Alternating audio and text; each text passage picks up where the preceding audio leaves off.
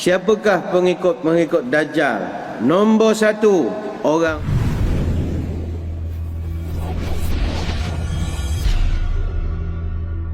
perkara yang berikutnya, perkara ke-15, iaitu pengikut-pengikut Dajjal, muka surat 238. Siapakah pengikut-pengikut Dajjal? Nombor satu, orang-orang Yahudi. Jelas, hadis daripada Anas bin Malik radhiyallahu anhu, yatba'u Dajjala min Yahudi Asbahana 70,000 alaihimut tayalisah. Orang-orang Yahudi Asbahan yang akan menjadi pengikut Dajjal jumlahnya 70,000 orang. Mereka mengenakan jubah yang tebal dan ada garisan. Hadis dalam Sahih Muslim, kitab Al-Fitan wa Asyratus Sa'ah.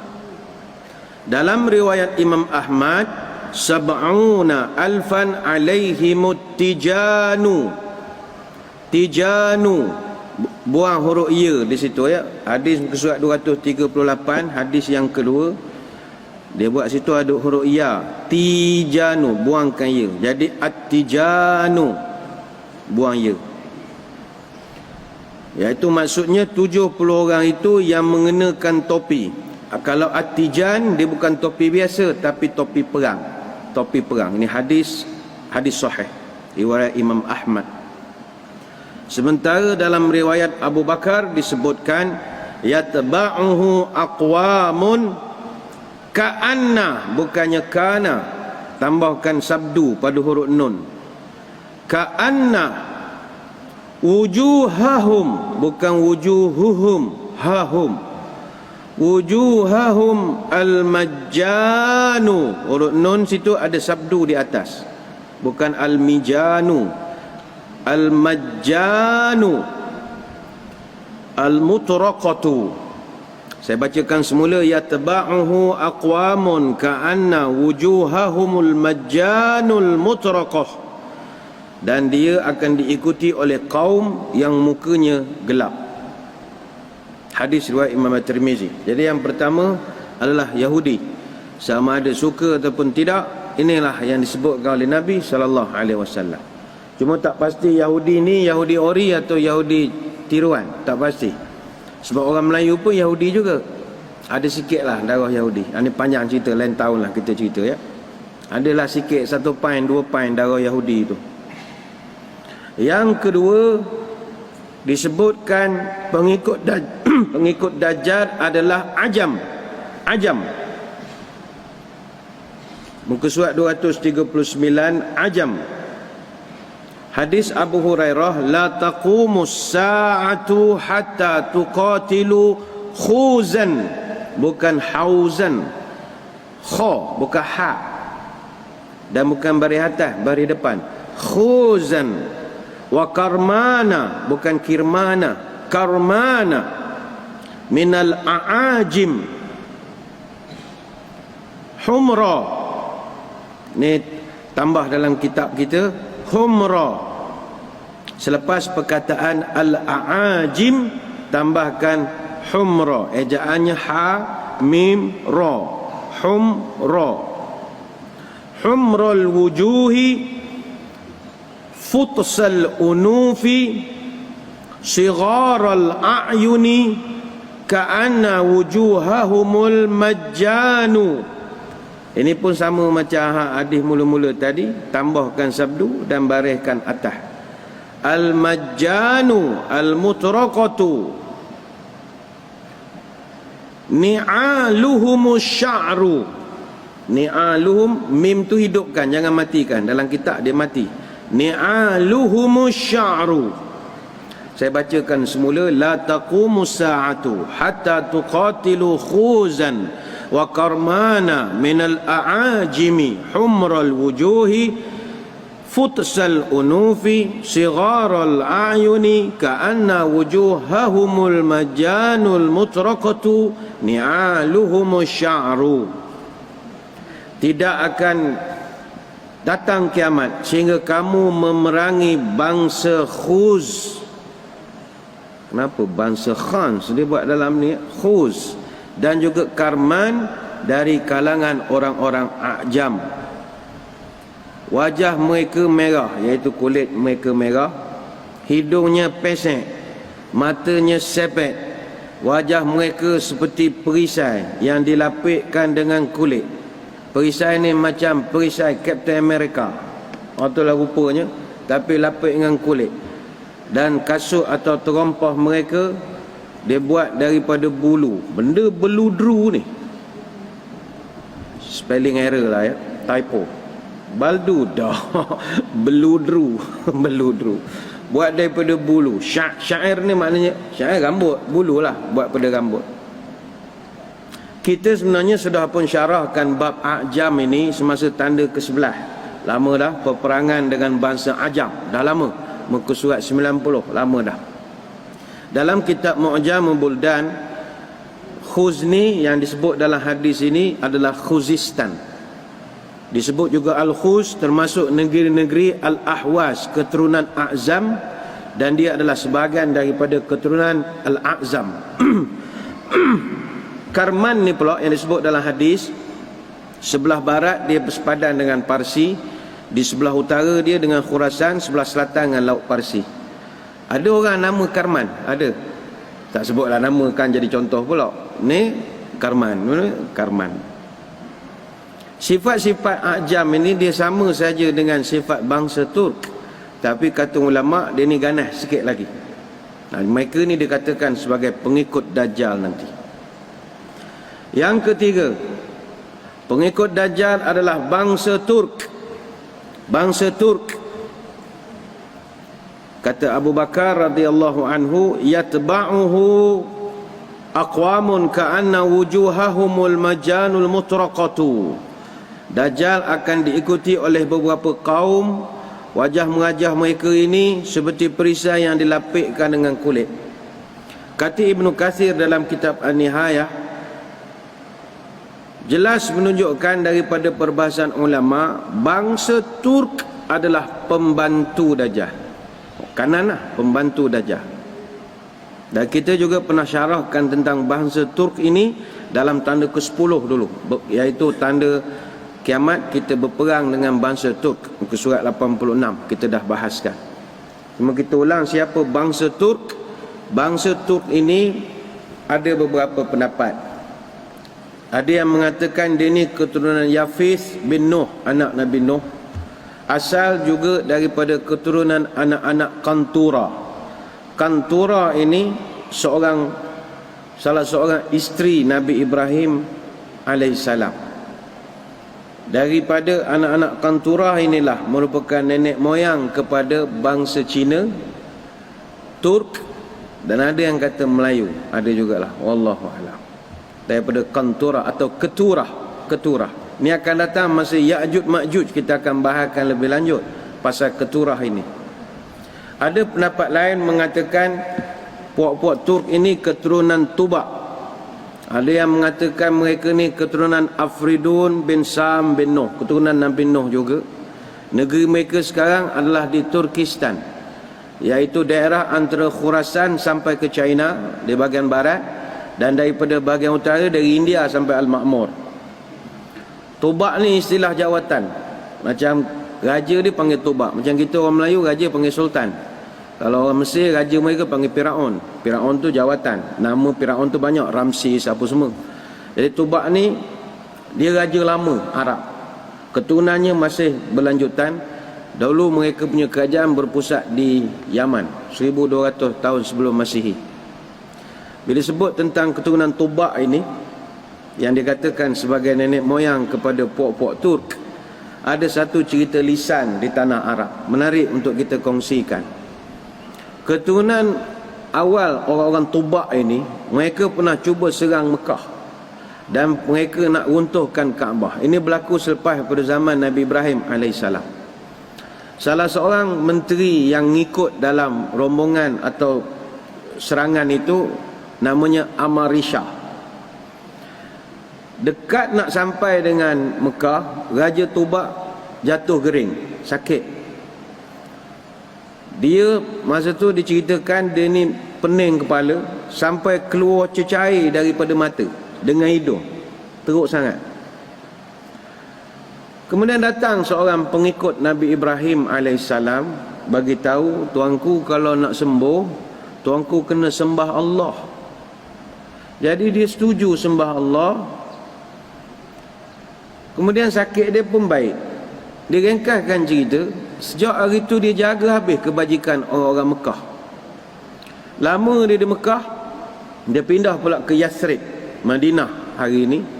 Dan ada 400 orang pengikut dia kekal duduk di Yathrib ketika itu. Dan Raja Tubak ini, dia diberitahu bahawa akan muncul satu orang Nabi akhir zaman.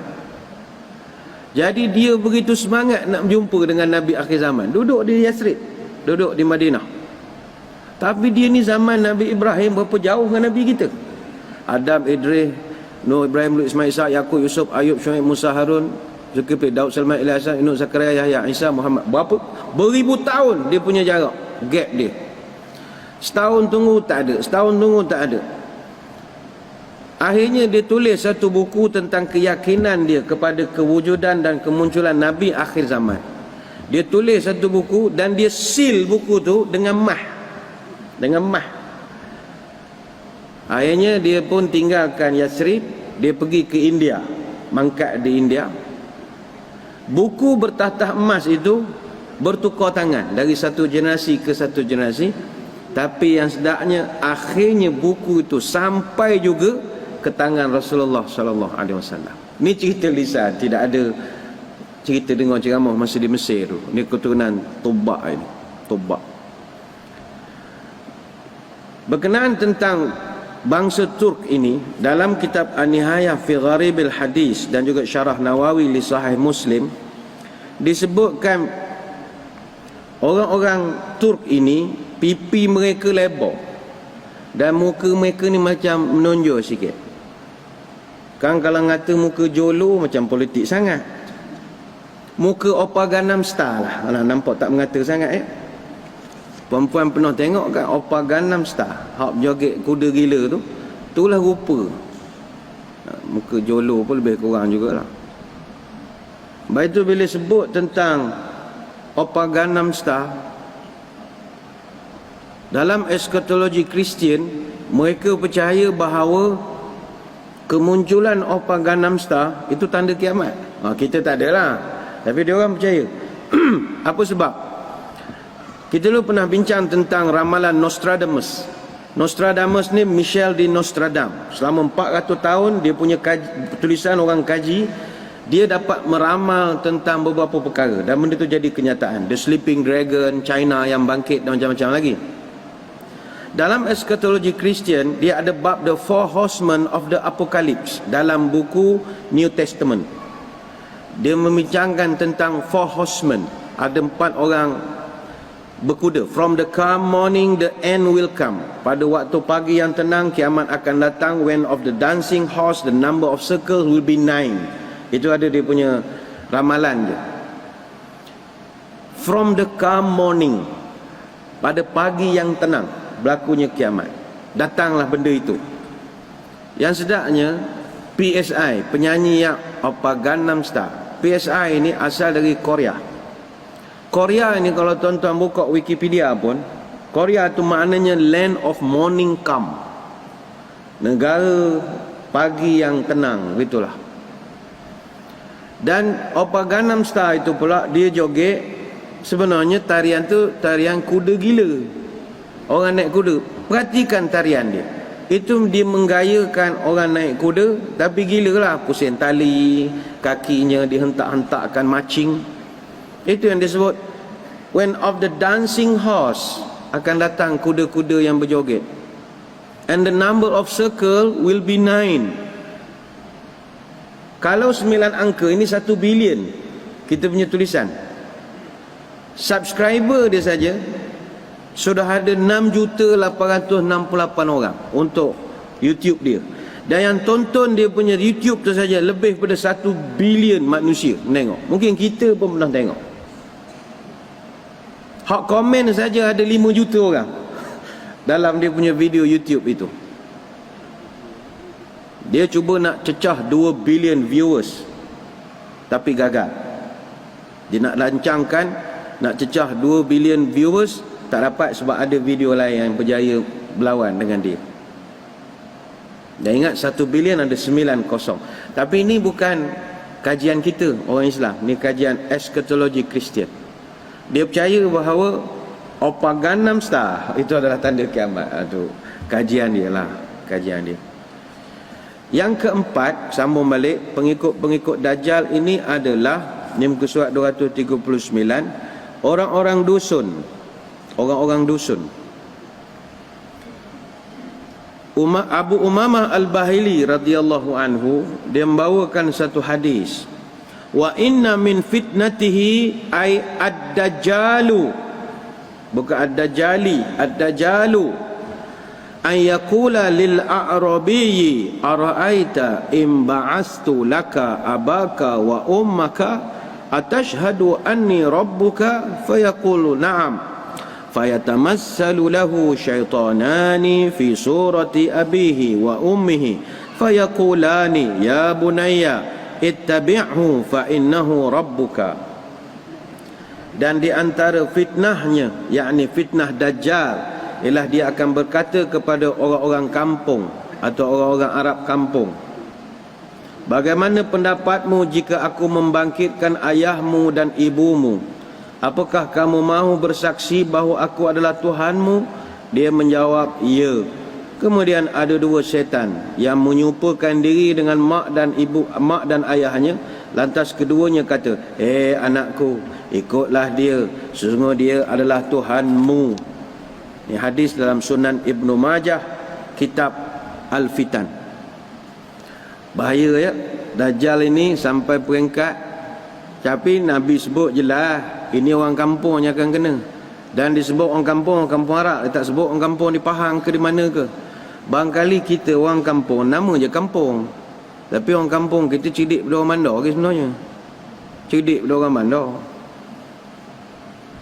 Baik itu, orang kampung, kerajaan sekarang dia fikir macam mana nak kurang kemiskinan bandar. Sebab ramai orang kampung datang ke bandar, datang ke Kuala Lumpur, datang ke Kuantan. Kerja sekejap, kena berhenti dah pening, dah duduk tepi-tepi masjid jadi gelandangan. Susah. Jadi sebab apa dia pindah? Sebab kampung tu tak memberikan peluang pada dia untuk berjaya. Maka salah satu kaedah nak tahan orang muda jangan keluar pada kampung, line telefon kena kuat. Budak ni sibuk dengan telefon je sebenarnya. Cuba di kampung tu line penuh, 4 jalur. Siap 3G nya sekarang dah 5G dah. Kalau Langkawi 5G dah baru dilancarkan. Bayangkan kalau 5G. Tapi kalau kampung lain telefon masih lagi gitu-gitu, orang tu ramai pindah ke bandar. Dengan mengkuatkan kita punya talian di kampung-kampung, orang kampung kita taklah ketinggalan. Sebab itu jelas kalau disebutkan orang yang akan ikut Dajjal, orang kampung-kampung Arab. Mana siapa? Orang kampung-kampung Melayu ni insya-Allah cerdik semua, mudah-mudahan ya. Jadi pesan pada anak cucu kita, awak kalau datang orang ngaku mak dah meninggal lama, jangan mengada-ngada ikut dia, kena wasiat tu pada dia. Takut anak kita kan lupa belakang. Dajjal punya jahat, dia menyamar jadi kita. Dan dia akan beritahu pula, ni mak ni dalam hati, mak meninggal lama dah. Itulah orang baik, ikut dia. Rupa Dajjal dia suruh ikut. Siapakah lagi golongan yang akan mengikuti Dajjal? Yang seterusnya adalah kaum wanita. Kaum wanita. Hadis daripada Umar Al-Khattab radhiyallahu anhu, yanzilud dajjalu fi hadhihi sabkhati bibirqanata fayakunu, bukan fayakunu aksaru ma yakhruju ilaihi an-nisa'u, bukan an-nisa'u hatta inna ar-rajula yarji'u ila hamimihi wa ila ummihi wa ibnatihi wa ukhtihi wa ammatihi fayuthiquha ribatan makhafata an takhruja ilaih. Hadis dalam Musnad Imam Ahmad. Dajjal akan turun pada tanah lembap di kawasan Mirqanah ini. Maka orang-orang yang datang kepadanya kebanyakannya kaum wanita Sehingga seorang akan pergi, yakni seorang laki-laki akan pergi kepada isterinya, ibunya, anak perempuannya, adik-beradik perempuannya dan mak-mak saudaranya. Kemudian mereka akan mengikat dia. Disebut ni meneguhkan hati. Tak, memang ikat betul. Mengikat dia kerana khawatir mereka akan keluar menuju Dajjal. Jadi nanti Dajjal turun, yang paling selok nak pergi tengok Dajjal orang perempuan. Tak tahu kenapa. Sehingga kan kata Umar digambarkan orang laki-laki bila dengar saja Dajjal turun di padang MPK. Contoh, Dajjal di padang MPK. Kita ketika itu yang laki-laki, Umar cerita, berlari balik rumah. Yang Bukit Rangin, Sungai Isak, berlari. Nak pastikan nak perempuan semua ada di rumah. Mak kita, mak saudara. Sampai peringkat kita ni, tengok dia orang dah pakai tudung dah nak pergi kepada MPK. Sampai kita paksa ikat pula dia. Jangan keluar. Beli kabel tie tu ikat. Jangan keluar. Gate kunci pula. Tak, nak juga. Tak tahu kenapa. Yang ni kita risaukan. Puan-puan, nasihatilah anak-anak kita, perempuan khususnya. Awak jangan ikut Dajjal itu. Sampai peringkat macam dia terpukau dengan Dajjal. Tak tahulah kalau ada orang nak mengaitkan Dajjal ni mungkin turun dalam bentuk lain. Ada orang kata Dajjal ni dia turun dalam bentuk handbag. Ada kata begitu. Tapi tak sesuai hak kita dah mengaji. Dajjal manusia, keturunan Adam. Ada kata handbag lah. Ada yang kata shopping kompleks lah. Ada yang kata gosok lah. Macam-macam lah, itu teori. Tapi sebenarnya yang kita paling takut adalah apabila onlookers ini. Onlookers ini, orang Malaysia ni dia curious. Nak tahu kenapa macam ada orang kaji, kenapa ada setengah penceramah datang, mana pergi beribu orang. Salah satu sebabnya curious. Keluar berita, oh dia ceramah dia kumpul ramai ni, ceramah sana ramai ni, ceramah ramai ni. Orang nak tahu pula datang tempat kita, mau kita pergi ramai-ramai. Dia ada curiosity. Curious ini yang kita khawatiri kalau khusus bab Dajjal. Sebab majoriti pengikut Dajjal adalah orang yang curious tentang Dajjal. Dia nak tahu, oh ni lah Dajjal, orang bayar-bayar ni. Dulu mak pernah dengar masa kuliah duha kat masjid negeri, ada imam cerita, oh ni datang dah ya. Mom. Dia curious. Sebab benda dah jadi popular. Dajjal ni dah jadi popular. Jadi bila orang popular datang, kita rasa nak tengok dari dekat. Apatah lagi dapat selfie, suka. Macam baru dia Ustaz Somad datang, Ustaz Zah ada, suka tengok orang. Nak bergambar Ustaz Somad tak lepas. Bergambar dengan kereta Ustaz Somad, suka dah. Dia post dalam page masing-masing. Gembira dia, gambar kereta je. Sebab itu dia panggil mirroring psikologi. Kita rasa, wah ramainya. Sebab itu, kerana terlampau nak tahu kepada Dajjal ni nanti, ramai orang akan ikut Dajjal. Kerana nak tahu. Dan kita pula orang Malaysia ni, dia panggil onlookers ni, memang terkenal lah. Ambil tahu. Kalau accident seberang jalan ni, yang jam belah kita. Sebab onlookers, orang nak tengok apa yang berlaku. Maka benarlah kita agak khawatir bila mereka datang. Kaum ibu ni bukanlah nak merendah-rendahkan perempuan, tidak, sebagai peringatan daripada baginda Nabi SAW. Kelompok yang seterusnya di dalam kitab tidak dihuraikan sangat, tapi pernah dibincangkan peringkat awal dulu, adalah kelompok Khawarij. Khawarij ini juga disebutkan oleh tuan kitab sebagai pengikut Dajjal. Ini kita bincang tanda yang ke-6 dulu. Munculnya fitnah yang pelbagai, muka surat 64 kita pernah bincangkan. Dia Khawarij ini, dia asal sejarahnya kaum yang memberontak kepada Sayyidina Ali. Mereka ni muncul selepas perang Siffin. iaitu pertentangan kelompok Ali dengan kelompok Muawiyah tahun 657 Masihi. Jadi Ali masa itu ada 90,000 anggota yang mengikut, Muawiyah ada 120,000. Jadi puak-puak ni adalah mereka yang tak suka kepada Sayyidina Ali. Dia memberontak. Cuma kita taklah campur sangat hal orang tua-tua lah. Ni Sayyidina Ali punya politik zaman dia, kita tidak ulas lebih-lebih. Tapi ada disebutkan dalam hadis daripada Ibnu Majah, yansha'u nash'un yaqra'una al-Quran la yujawizu taraqiyahum kullama kharaja qarnun quti'ah.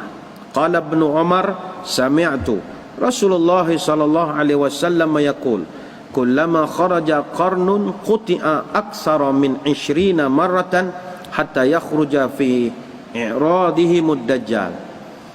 Nabi pernah bercerita akan muncul sekelompok pemuda pandai baca Quran, sedap pembacaannya, taranumnya bagus, huraiannya bagus, tafsirnya bagus, tapi Quran itu sebenarnya tidak lepas pun dari kerongkong mereka, kata Nabi. Setiap kali kelompok ini muncul, hancurkanlah mereka, kata Nabi. Maka kata Ibnu Umar pula, aku pernah dengar Nabi bersabda, tiap kali kelompok daripada mereka ini keluar, usahakanlah untuk dihancurkan kumpulan ini. Mereka akan muncul lebih daripada 20 kali, sehinggalah muncul Dajjal dalam kumpulan paling akhir, dalam kohort terakhir, batch yang terakhir sekali. Hadis dalam Sunan Ibnu Majah. Ini kita pun taklah nak ulas lebih-lebih. Kan salah ulas, habis semua qari dengan penceramah kena. Sebab jelas disebutkan mereka begitu bagus bacaannya, huraiannya, tanpa disedari mereka lah khawarij. Mereka lah pengikut-pengikut Dajjal. Siapa mereka? Wallahu a'lam. Kalau ada, jauhkanlah diri daripada mereka. Baik, selesai. Seterusnya muka surat 200